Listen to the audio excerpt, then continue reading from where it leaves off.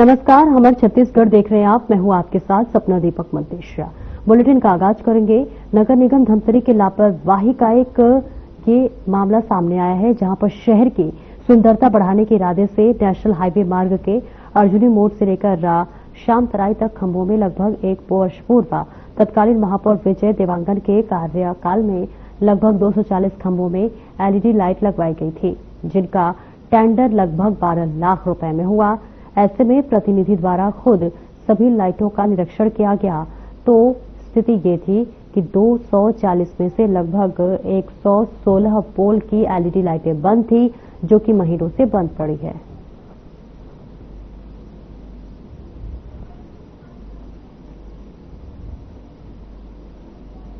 देखिए, मामला इस प्रकार का है कि अभी देखिए बारिश और आंधी तूफान का भी अचानक प्रचलन हुआ है और मौसम भी कई बार दफा खराब हुआ है, जिसमें भी लाइटें खराब होती। दूसरा, ये जो बिजली खंभों में अवैध रूप से जो पोस्टर बैनर होर्डिंग का जो मामला रहता है, उसको लेकर के भी जो है काफ़ी लाइटें जो है वो खराब हो जाती है, उसको मरम्मत संधारण किया जाता है।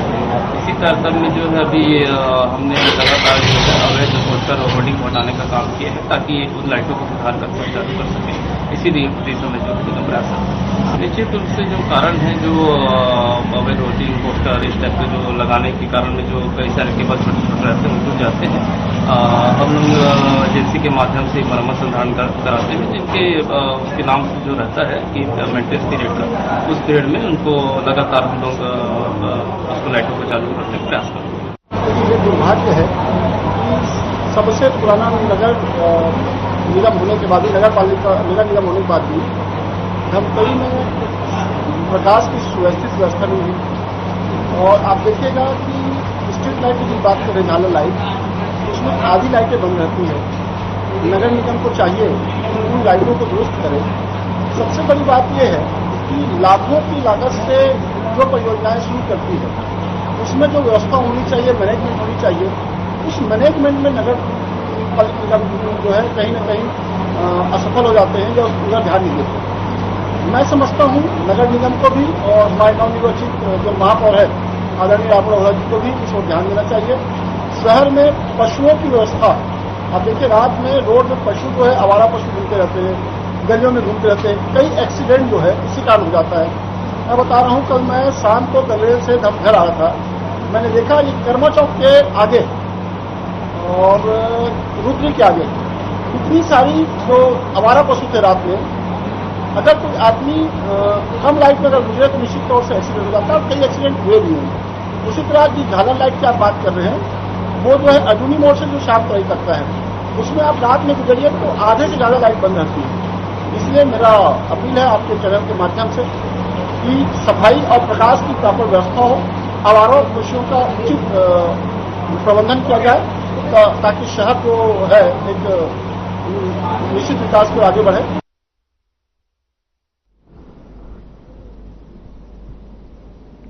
और लोगों की जन समस्याओं के निराकरण के लिए राज्य सरकार की तरफ से मनाए जा रहे सुशासन तिहार के तीसरे चरण में जिला प्रशासन द्वारा ग्राम मचादूर के शासकीय महाविद्यालय में समस्या शिविर का आयोजन किया गया। इस बीच आपको बताते चले, इस दौरान दुर्ग जिला पंचायत सीईओ बजरंग दुबे और दुर्ग ग्रामीण विधानसभा विधायक ललित चंद्राकर भी समस्या शिविर में पहुंचकर लोगों की समस्याएं सुनी और अधिकारियों को निर्देशित कर समस्या का त्वरित निराकरण करने के लिए आवश्यक दिशा निर्देश भी दिए गए।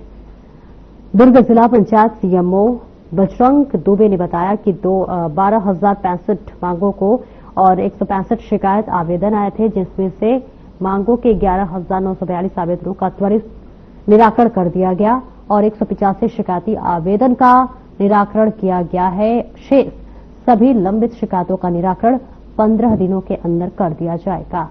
और इस बीच क्षेत्रीय विधायक ललित चंद्राकर लोगों को प्रधानमंत्री आवास योजना के लाभार्थी को प्रमाण पत्र देकर प्रदेश के मुख्यमंत्री विष्णुदेव साय का आभार माना।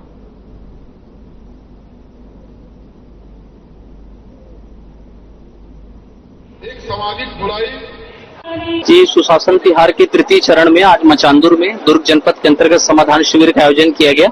इसमें कुल जो है 12,065 मांग के और 195 शिकायत के आवेदन प्राप्त हुए और अगर उसमें निराकरण की बात करें तो 11,942 आवेदनों का निराकरण किया जा चुका है मांग में, शिकायतों में 184, और जो शेष लंबित है 122 मांग और शिकायतें जो लंबित है 11, इनका भी शीघ्र ही 15 दिवस के भीतर निराकरण कर लिया जाएगा। जी, प्रधानमंत्री आवास योजना में आज के शिविर में 14 गांवों के क्लस्टर में कुल 4,533 आवेदन हमको प्राप्त हुए थे, जिसमें से 4,521 मांग के थे नए आवास के और 12 जो है वो शिकायत के थे। इसमें 4,521 आवेदकों का प्रधानमंत्री आवास योजना के 2.0 जो ऐप है उसमें उनका सर्वे करा दिया गया है और पात्रता अनुरूप जब लक्ष्य से नया टारगेट मिलेगा तो उन्हें आवास स्वीकृति की कार्रवाई की जाएगी। लगभग 14 ग्राम पंचायत के सभी गणमान्य नागरिक उपस्थित थे, जनप्रतिनिधि और सभी विभाग के अधिकारी भी यहाँ पर उपस्थित थे और त्वरित समाधान किया गया है। लगभग 12,000 लगभग आवेदन प्राप्त हुए थे, उसमें से 11,500 निराकृत पाए गए हैं। कुछ ही आवेदन है जो अभी सुधार में गए हैं, बाकी राहत है। लोग काफी संतुष्ट हैं क्योंकि यहाँ पर सभी विभाग के अधिकारी मौजूद रहते हैं, जनप्रतिनिधि, पंच, सरपंच, सचिव सभी लोग रहते हैं, तो उनकी समस्या का तुरंत निराकरण यहाँ पर किया जा रहा है। जिला पंचायत सदस्य आप बन गए हैं, क्षेत्र में आपके लगभग बहुत सारे ग्राम पंचायत आते हैं, क्या लगता है भ्रष्टाचार मुक्त हुआ है ग्राम पंचायत? जी बिल्कुल हुआ है और आगे भी होगा। संपदा मानूंगा।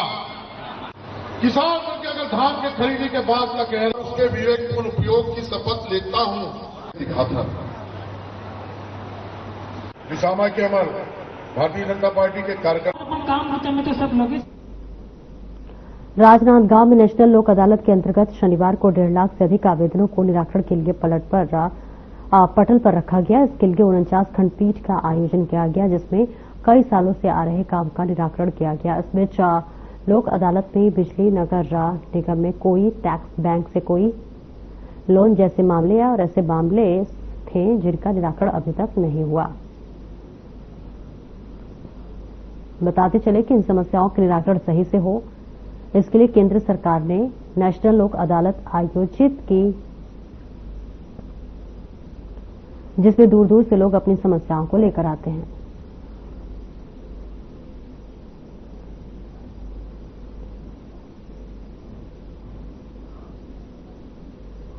नेशनल लोक अदालत, जैसे आप लोगों को सबको पता होगा कि ये राष्ट्रीय स्तर पर प्रत्येक राज्यों में है और हमारे यहाँ भी इसी तारतम्य में हो रहा है। तो साल में जैसे 4 नेशनल लोक अदालत होते हैं, उसमें से आज ये दूसरा है। एक 8 मार्च को था, उसमें भी बहुत भारी संख्या में केस डिस्पोजल हुआ है। आज भी 1 लाख से ऊपर, हमारे यहाँ तो करीब 1.5 लाख है, वहां से ऊपर का केस आज रखे गए हैं और निश्चित रूप से 1.5 लाख से ऊपर ही केस आज कहना चाहिए कि आपके निराकृत होंगे। और किस तरह के मामले आते हैं इसमें? कहना चाहिए सभी प्रकार के मामले आते हैं। जैसे आपको इस लोक अदालत में आपको मोटर व्हीकल एक्ट के केस मिलेंगे, आपको जितने भी सिविल केस हैं जिसमें वादी और प्रतिवादी जिसको बोलते हैं आप लोग, उसमें जो केस कई सालों तक कोर्ट में क्या है, अगर कोई केस पेश होता है तो उसमें जवाब दावा पेश होता है। कोई भी केस पहले पेश होता है तो फिर उसका जवाब दावा होता है उपस्थित होने के बाद, फिर उसमें सेटलिंग डेट होता है, आप फिर वादी साक्ष्य, फिर प्रतिवादी साक्ष्य, इस तरह से वो न जाने कितने सालों तक चलता है और यहाँ आने से वो मामला आज ही निपट जाता है। सर, लोक अदालत क्यों आवश्यक है? लोक अदालत किसी भी केस के निराकरण के लिए, त्वरित न्याय के लिए और सस्ता सुलभ न्याय के लिए बहुत उपयोगी है।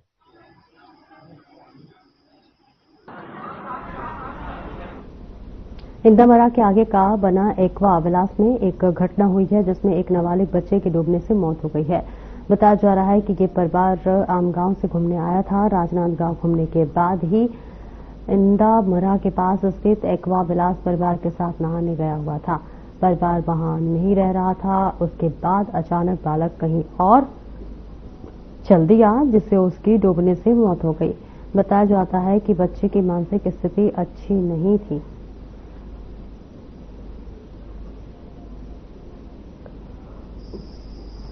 हाँ, वाटर पार्क है एक्वा विलेज इंदामारा में। वहां पे एक 13 साल का बच्चा नहाते वक्त पानी में डूबने से उसकी मृत्यु हो गई है। उसके सूचना थाने को मिलने पर उसने मर्ग कायम कर उसने मर्ग जांच किया गया, पंचनामा कर उसको पीएम के लिए भेजा गया है। और उसके बारे में ये पता किया गया कि वो लड़का आम गांव गोंदिया जिला का रहने वाला है, जो अपने परिवार के साथ वाटर पार्क में ही आए थे 5 सदस्य के साथ। और उनके बारे में ये बताया गया कि घर वाले थोड़ा सा मंद बुद्धि का था और वही डूबने के कारण उसकी मृत्यु हो गई। वाटर पार्क में तो उनको हिदायत दिया जाता है उनकी अपनी सुरक्षा के लिए, और उनका अपना लोगों के लिए भी अपना शर्त रखे हुए हैं। तो अभी चूंकि जांच में है, जांच में जैसे पता चलता है जो भी जिसकी भी लापरवाही होगी उस पर कार्रवाई की जाएगी। केंद्र सरकार द्वारा कैशलेस को बढ़ावा देने पर जनता से कह रही है कि जनता कि जितना कैशलेस होगा उतना आप सुरक्षित रहेंगे, क्योंकि अभी डिजिटल का जमाना है। हर जगह लोग अब पैसा छोड़कर फोन पे का इस्तेमाल कर रहे हैं। चाहे कोई भी सामान लेते हैं, आजकल लोग पैसा न देकर फोन पे का उपयोग करते हैं। जब सब जगह इसका उपयोग हो रहा है तो रेलवे में क्यों नहीं रेलवे में बढ़ावा देने के लिए अभी रेलवे के द्वारा शिविर का आयोजन किया जा रहा है और लोगों को जागरूक किया जा रहा है। इसको लेकर राजनांदगांव रेलवे स्टेशन में जागरूकता शिविर का आयोजन किया गया है, जिसमें डोंगरगढ़ से अधिकारी के द्वारा जानकारी दी गई है। कहा जितना हो सके डिजिटल पेमेंट करना चाहिए। आजकल सब जगह डिजिटल पेमेंट हो रही है, रेलवे भी लोग डिजिटल पेमेंट करें, इससे आपका समय बचेगा। इसको लेकर जानकारी दी गई है।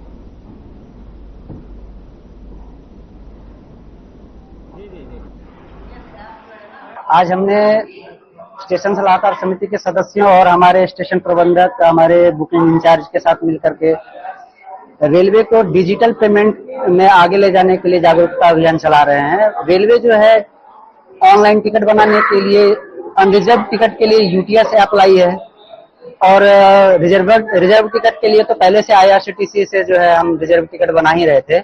और उसके साथ साथ जो है डिजिटल पेमेंट में रेलवे अभी QR सुविधा लाई हुई है और UPI। तो हम ज्यादा से ज्यादा यात्रियों से यह अनुरोध करेंगे कि वे रेलवे काउंटर पे जो है ना कैश में पेमेंट करने से बचे, क्योंकि रेलवे जब QR और UPI की सुविधा दे रही है तो उनका उपयोग करने से क्या होता है कि उनको पेमेंट पैसे कैरी करने की भी ये नहीं रहेगी, जरूरत नहीं रहती है। और लेन देन में जो पैसे का कभी ये होता है कि हमारा पैसा छूट गया काउंटर पे, या हमको बाबू ने कम पैसा दे दिया, इस टाइप की समस्या हम लोग को सुनने में मिलती है कि काउंटर पे गए, भीड़ था, हमने इतना रुपया दिया, हमको टिकट मिला लेकिन हमको कम पैसा मिला।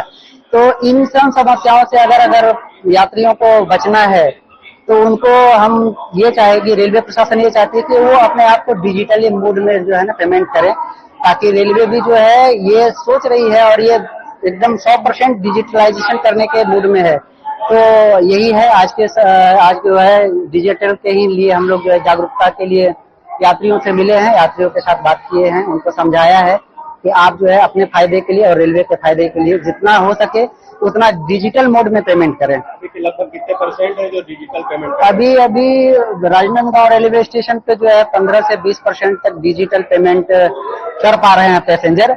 हमारे जो कर्मचारी हैं वो चाह रहे हैं कि यात्री डिजिटल रूप में पेमेंट करे, लेकिन यात्री ही आर्गुमेंट करते हैं कि नहीं मेरे को नहीं करना है। उससे यात्री को ये सोचना है कि जब हम पान ठेले पे, सब्जी ठेले पे या फल के ठेले पे डिजिटल पेमेंट कर सकते हैं तो हम रेलवे काउंटर पे क्यों नहीं कर सकते।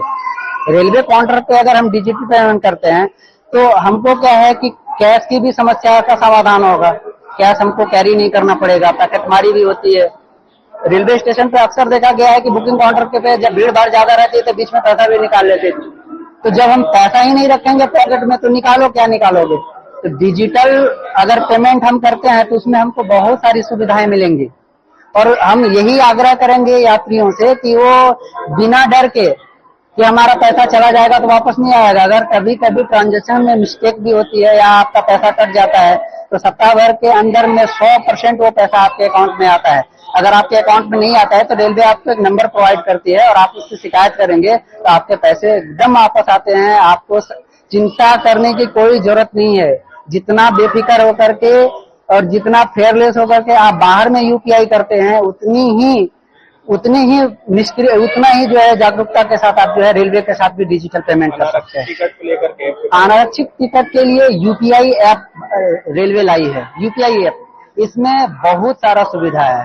आप सीजन टिकट से बना सकते हैं, यात्रा टिकट बना सकते हैं, अपनी टिकट बना सकते हैं, अपने परिवारजनों की टिकट बना सकते हैं। इवन कि आपका परिवार अगर दिल्ली में फंसा हुआ है, उसके पास पैसा नहीं है और वो परेशान है, हम टिकट कैसे लें, कैसे यात्रा, हम राजनांदगांव में बैठ करके उसके दिल्ली की टिकट निकाल सकते हैं। सिर्फ हम टिकट वहां से दिल्ली से राजनांदगांव की बनाएंगे, अपना मोबाइल नंबर और जो ओटीपी आता है वो ओटीपी उसको बता देंगे।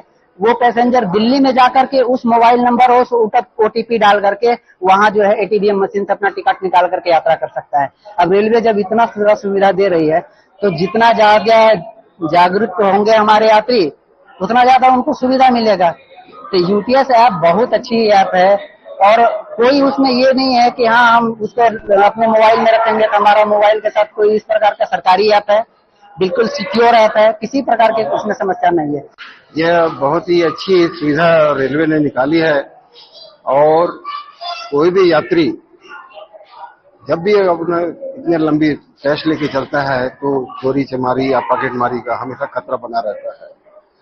जब ये डिजिटल मतलब से अपना रिजर्वेशन करेगा, टिकट लेगा, ये बहुत ही सुविधाजनक है क्योंकि पूरे देश में एडवांस टेक्नोलॉजी में सभी जगह डिजिटल से ही मतलब पेमेंट की जा रही है।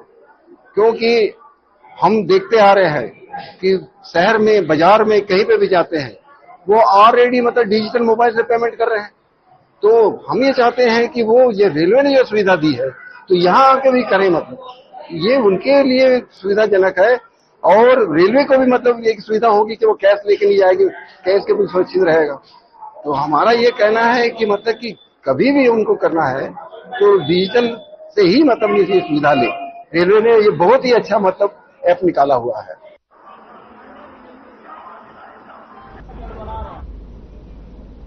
राजनांदगांव में महाराणा प्रताप की जयंती के मौके पर शीतला मंदिर में विधि विधान से पूजा अर्चना की गई और उसके बाद शीतला मंदिर में भव्य शोभा यात्रा निकाली गई। इस बीच आपको बता दें कि राजपूत क्षेत्रीय महासभा युवा मंडल ने इसका आयोजन किया, जिसमें समाज के युवा, महिला और बुजुर्ग ने बड़ी संख्या में शामिल हुए। महिलाओं ने अपने हाथ में तलवार लेकर महाराणा प्रताप का जयकारा किया और वही युवा वर्ग हाथों में तिरंगा झंडा लेकर जयकारे लगाते हुए निकले। सबसे पहले शीतला माता मंदिर में विधि विधान से पूजा अर्चना की गई। उसके बाद युवाओं ने महाराणा प्रताप की झांकी के आगे पूजा अर्चना की और ढोल नगाड़ों के साथ महाराणा प्रताप के जयकारे लगाते हुए इस शोभा यात्रा में भाग लिए और शोभा यात्रा निकाली।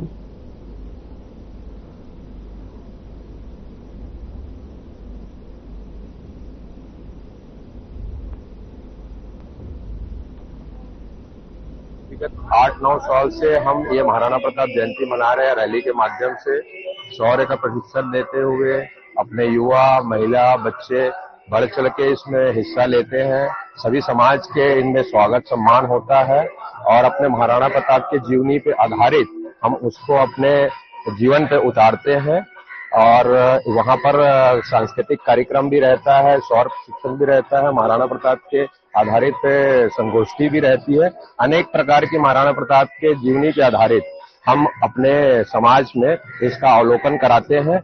लगातार इसके माध्यम से हम लोगों को जागरूक भी करते हैं और वो हमारे आराध्य हैं, इसलिए उसका जो है जन्म जयंती को हम लोग मनाते हैं और उसके लिए रैली निकाल रहे हैं। रैली जो है हमारा यहाँ से प्रारंभ होगा शीतला मंदिर में पूजा पाठ के पश्चात, गांधी चौक होते हुए दुर्गा चौक से बसंतपुर थाना से भारत माता चौक, सिनेमा लाइन होते हुए जय स्तंभ चौक तक आएगी। सिनेमा लाइन होते हुए मानव मंदिर चौक, जय स्तंभ चौक होते हुए गांधी सभागृह में समापन होगा। और क्या क्या आयोजन इसमें? अभी तो अब रैली है, शाम को जो है वो वहाँ पर जो है पूर्व सांसद अभिषेक सिंह, महापौर जी मधुसूदन यादव जी, भाजपा के अध्यक्ष, जिला अध्यक्ष जो है कोमल सिंह राजपूत जी, वो सब आने वाले हैं और उनके बीच जो है छोटे मोटे कार्य जो बच्चों के माध्यम से होगा और कोई विशेष तो कुछ नहीं रहता। महाराणा प्रताप जी की जयंती मनाना है और उसी के आदर्श पर चलना है और लोगों को सिखाना है कि उन्होंने जो रास्ता हमको बताया है उस पर हम चलें और उससे हमको प्रेरणा मिलती है।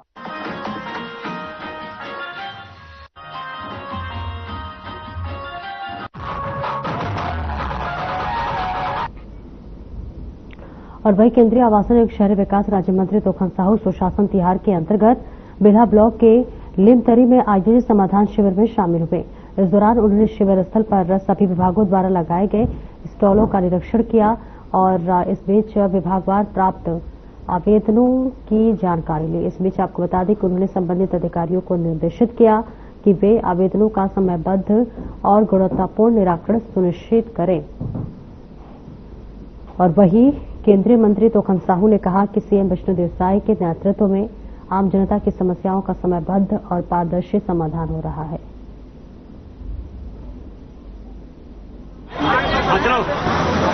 सेवा करना, जनता को कोई कागज लेकर के भटकना मत पड़े, इसलिए माननीय मुख्यमंत्री जी के द्वारा ये सुशासन त्योहार का आयोजन किया गया है। 3 चरणों का यह सुशासन त्योहार, पहले आवेदन प्राप्त करना, फिर उन आवेदन का निराकरण करना, और निराकरण क्या हुआ है इस समाधान शिविर के माध्यम से जनता के बीच में बताना भी है कि हमें कितना आवेदन प्राप्त हुआ, हम निराकरण उसमें क्या किए हैं। ये काम माननीय हमारे प्रदेश के यशस्वी मुख्यमंत्री के द्वारा किया जा रहा है। मैं सभी विभाग के अधिकारी कर्मचारी यहाँ पर बैठे हैं। आदरणीय कौशिक जी सबसे पूछ रहे थे कि भाई कोई दिक्कत है, कोई परेशानी है तो बताओ। अभी भी आप आवेदन कर सकते हैं, अपनी समस्या बता सकते हैं, आपकी समस्या को सुना जाएगा, उसका समाधान निकाला जाएगा। शिविर के माध्यम से कि आप लोगों ने जो आवेदन आपके गांव में दिए थे, उस आवेदन का निराकरण करना और साथ ही शिविर के माध्यम से आपके समस्याओं का निदान करना, इसके लिए हमारे प्रदेश के मुख्यमंत्री विष्णुदेव साय जी के द्वारा पूरे प्रदेश में इस शिविर का आयोजन किया गया है। हम एक बार जोरदार अपने मुख्यमंत्री जी के लिए ताली बजा करके हम लोग स्वागत करेंगे। आप देखिए कि लोग गर्मी के समय अपने घर में बढ़िया कूलर लगा करके सोते हैं और ऐसे 42-44 टेम्परेचर में हमारे प्रदेश के मुख्यमंत्री गांव में जाकर के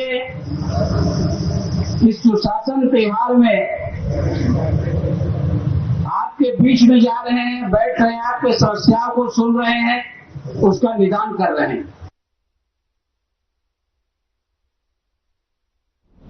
और देखिए तस्वीरें आपको दिखा रहे हैं जहां समाधान शिविर का आयोजन किया गया था। संबंधित अधिकारियों को यहां पर निर्देशित किया कि जो भी जनता, जो भी लोग अपनी समस्याओं को लेकर आए उन्हें त्वरित निस्तारण किया जाए, जिसके लिए बताते चले कि कार्यक्रम का आयोजन किया गया। मंत्री तोखन साहू ने इस कार्यक्रम में शिरकत के संबोधित भी किया और संबंधित अधिकारियों को तमाम दिशा निर्देश देते हुए नजर आए। और इसी के साथ साथ उन्होंने कहा कि जो भी जनता है अपनी समस्याओं को लेकर आती है उनका त्वरित निस्तारण किया जाए। और देखिए कुछ जनता भी यहाँ पहुंची हुई है जिनकी कुछ सहायता भी की गई और इसी के साथ तमाम चीजों को देखकर समाधान शिविर में उनकी समस्याओं को समाधान किया गया।